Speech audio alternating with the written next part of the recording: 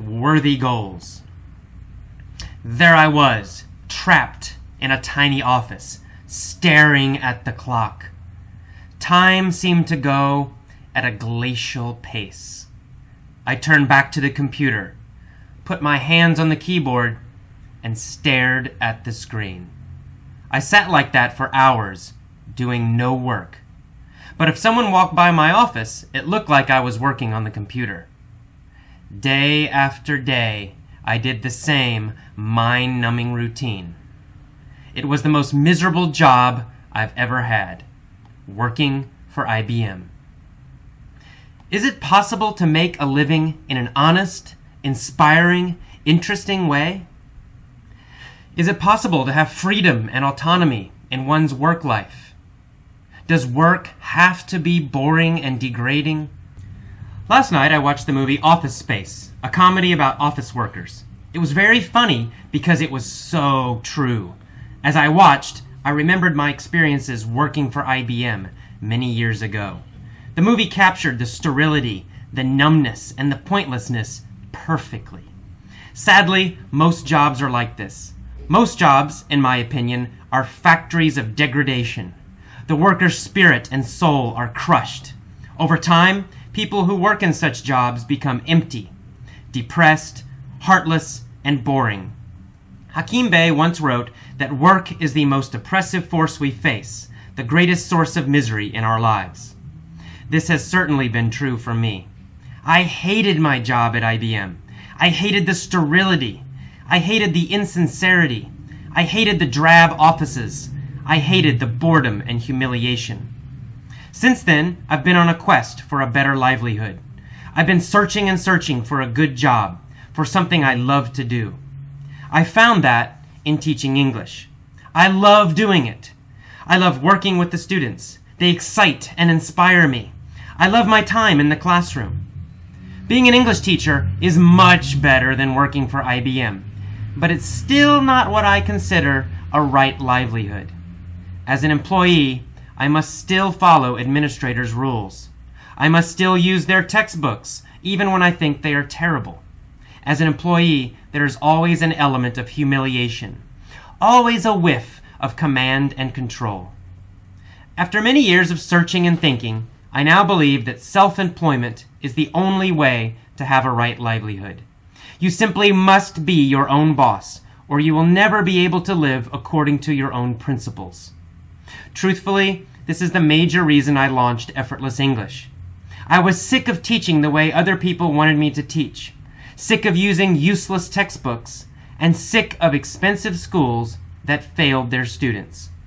I suddenly realized that I had to take the risk and follow my heart. I had to have the freedom to do what I loved. It's a little scary when you start to pursue your dream. There are no guarantees. People tell you that you are crazy. The specter of failure always hangs over you.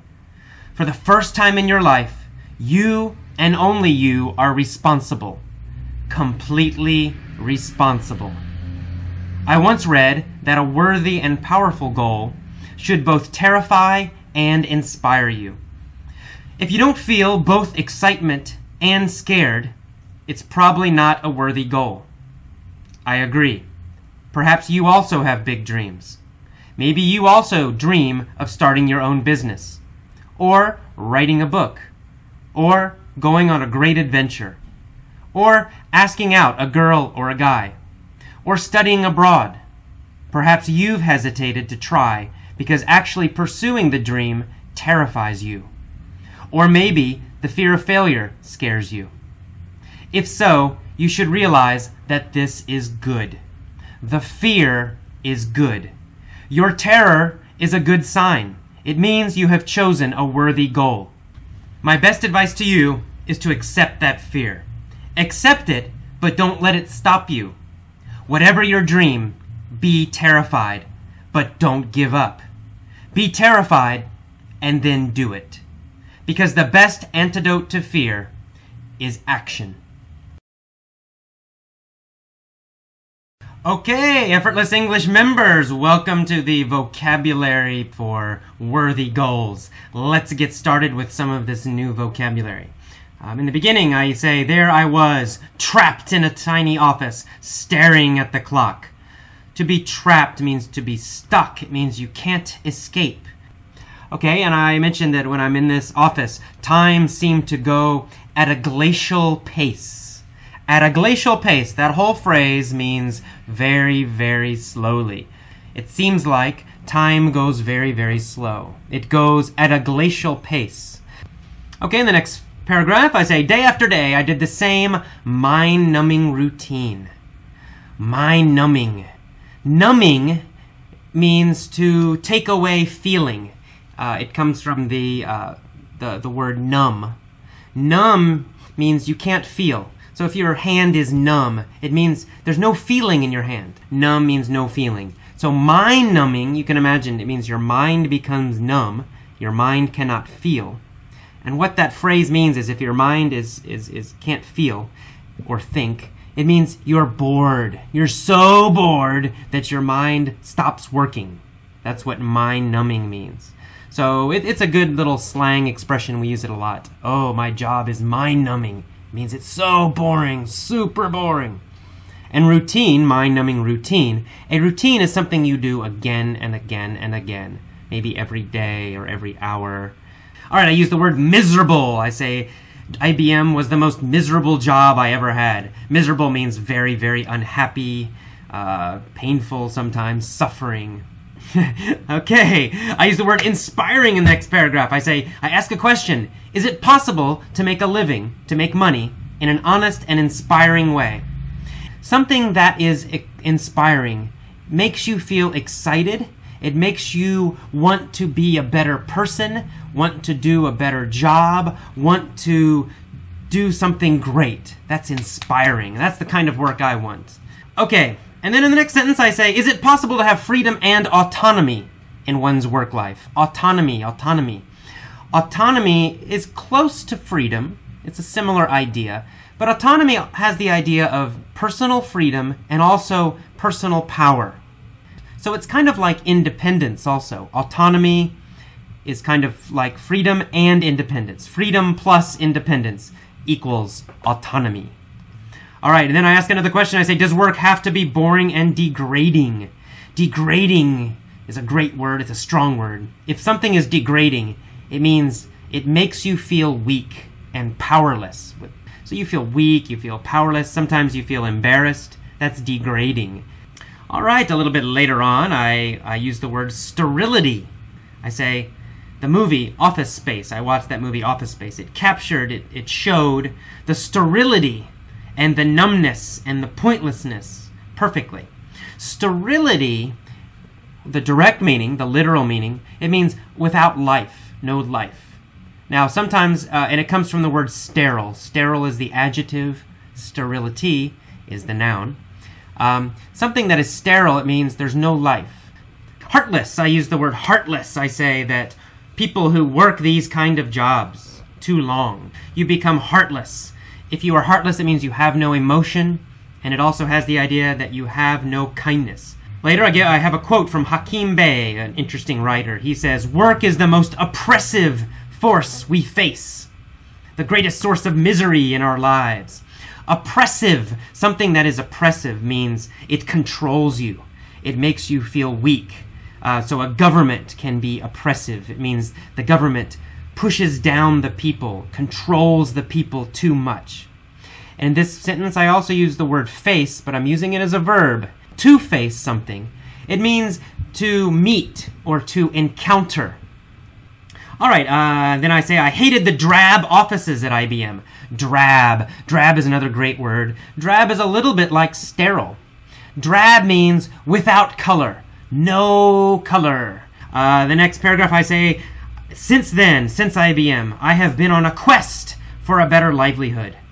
A quest. A quest is a search. It means you're looking for something. But it's a very strong word, a quest. So a quest is not a normal search. A quest means you are going on a big search, looking for something very, very important. All right, on the next page of the learning guide, I use the word administrators. I say, as an employee means worker, of course, as a worker. And I say, as an employee, I must still follow administrator's rules. So even though I love teaching English, and I do, working at a school means I must follow administrator's rules. Administrator means boss or manager, really. An administrator is a manager. All right, anyway. Next I say that as an employee working for someone else, there's always an element of humiliation. Always a whiff of command and control. All right, an element of, that little phrase, an element of humiliation. An element of means a little bit of, or a piece of. And the next part of that sentence has a similar meaning. Always a whiff of command and control. A whiff actually comes from smelling. It means you smell something very quickly. But the indirect meaning, here, what the meaning, a whiff of something means a little bit of something. Command means to tell someone to do something. It's a strong word. It's like in the army. The sergeant will command the soldier, do this, go here, shoot that guy, do some push-ups. That's a command. Okay, I use the word principles in that paragraph. I say, unless you are your own boss, unless you have your own business or work for yourself, you cannot live according to your own principles. Principles are similar to rules, but it's really a deeper meaning. Principles are rules you live by. They're very general rules that you live by. For example, honesty is a principle. All right, and the next one I said, I realized suddenly that I had to take the risk. Risk means chance, right? It means, maybe you will fail, maybe you will succeed, but you don't know. I said I needed to take the risk and follow my heart. Follow my heart is a good phrase. It means to follow your deepest feeling or follow your deepest belief. Okay, I say, finally, it's a little scary when you start to pursue your dream. To pursue means to follow, or it means to try to get something, to try to catch something. So to follow and try to catch. That's pursue. Okay, I say there are no guarantees. A guarantee is when someone tells you, you will succeed 100%. It's kind of like a promise to succeed. But there are no guarantees when you start your own business. You might fail, right? It's not 100%. Okay, and I mentioned that the specter of failure always hangs over you. Specter means ghost. So I'm using, it's a little bit like poetry, it's an image. It's not a direct meaning, but I say the specter of failure, it means the ghost of failure. Okay, and I say it always hangs over you. Hangs over you means follows you. If something hangs over you, it means it's always above you, it's always with you, it never goes away. It never goes away, it's always there. So if the fear of failure hangs over you, it means you're always afraid to fail. It's hanging over you. Okay, finally, I used from the title here, which I said, I once read that a worthy goal should both terrify and inspire you. Worthy means good enough, honest, noble, great, something worth doing, something you should do. So if something is worthy, it has the idea that, okay, it's something you should do. If it's not worthy, it means it's not good enough. It's not good enough for you to do. So a worthy goal is a good goal. It's a goal you should follow, a goal you should try to get. And then of course, a goal is something that you try to get. Like you say, I will lose 10 pounds this month. That's a goal. It's something you plan to do, something you want to do. That's a goal. All right, I say that a worthy goal should terrify you. To terrify means to scare you, to scare a lot. It's much stronger than scare. Scare is, kind of a normal word. But terrify means scare a lot, super scared, right? So if a goal terrifies you, it makes you really, really, really scared. Terrify, to terrify. All right, finally, I used a phrase called asking out. I give some examples of dreams people have. Some people want a great adventure. An adventure is an exciting experience. Sometimes adventure has the idea of a trip. taking a journey, taking a trip. But not always. It can just be any experience that's very exciting, maybe a little dangerous. That's an adventure. Another example, I say asking out a girl or a guy. This little phrase, asking out. If you use asking out with girl or guy or man or woman, then it means you ask them for a date. You say, oh, I like you. Would you go to a restaurant with me? Would you go to dinner with me? Would you go see a movie with me? That's to ask out. So you say, oh, I want to ask out that girl. Or she asked out that guy. Okay, that means ask them for a date. And I say another example, studying abroad. Abroad means outside your country. So if American studies abroad, then he or she will study in Europe or in Asia or South America. So that's abroad. Abroad means outside your country, your own country. And I say perhaps you've hesitated. Perhaps you've hesitated to try your dream because you're terrified. You're scared. To hesitate means to stop or to wait or to pause. It means you don't do something. You wait. You know you should do it. Maybe you start to do it and then you stop because you're worried. So that's hesitate. The verb is hesitate. To hesitate. The past tense, hesitated.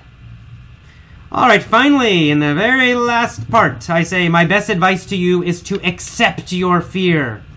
If you accept something, it means you don't fight against it. It means you say, okay, I understand. I'm not fighting against this. So if you're afraid, you can try to fight against it. You can say, no, I'm not afraid, I'm not afraid. Or you can try to run away. You can try to avoid your fear. But you can also accept it. It just means you say, yes, I am afraid. Okay, you don't fight against it. You don't say it's not true. You say, yes, this is true, and it's okay. That's accept. To accept something is to just say, this is okay. All right, so I say you should accept your fear. Don't fight it, and don't deny it. You have it, it's okay. I say accept your fear, but don't give up. To give up is to quit. So give up. You say, in the past tense is gave up. You say, I gave up. It means you stop trying, you quit. I gave up on that job. I quit that job. I stopped trying at that job. So it's a common phrase, a common thing to say. Don't give up. It means don't stop. Don't quit. You can do it. And finally, in the last sentence, the last vocabulary word for today, antidote. I say the best antidote to fear is action. An antidote is a cure. It's kind of like medicine. Medicine for poison. So if a snake bites you, a cobra or a rattlesnake, a poisonous snake, something bites you, you're going to die. The doctor will give you an antidote. An antidote is medicine for poison. So in this case, the poison is fear. You are afraid, you're terrified. So the medicine for fear is action. The best antidote for fear is action.